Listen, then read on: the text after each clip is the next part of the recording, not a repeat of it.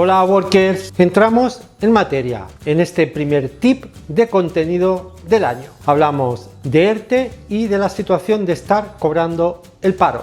Nos podemos encontrar dos situaciones, la del trabajador que desafortunadamente está en ERTE desde marzo del año pasado y la del trabajador que intermitentemente ha ido entrando y saliendo del ERTE. Para ambos casos se aplicará la misma regla que os voy a detallar. Sabemos ya todos que estando en ERTE se asimila a la situación de estar en paro, es decir, cobrando la prestación por desempleo. Hasta el 31 de septiembre de 2020, estando en ERTE, si era un ERTE derivado de COVID, no consumía paro. Pero, y ahí viene la novedad, aunque se prorrogó la situación del estado de alarma hasta el próximo 31 de enero, también es cierto que desde el 1 de octubre de 2020 se está consumiendo tiempo de paro. Y eso es algo que ni los informativos, ni los políticos, ni nadie aclaró en su momento, quizá porque no interesaba.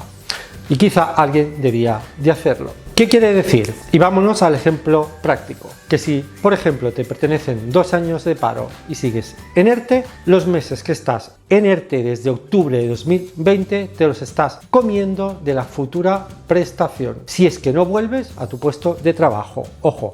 Pero siempre es así, pues hay alguna excepción a la norma, como en casi todo. Si eres despedido por la empresa, hablamos de un despido improcedente antes del 1 de enero del 2022, entonces, por protección y para no perjudicarte a ti, al trabajador, no se te restará ese tiempo de paro de la prestación. Pero ojo, solo en ese caso. Despidos disciplinarios por causas objetivas o bajas voluntarias no se contemplan en esa excepción.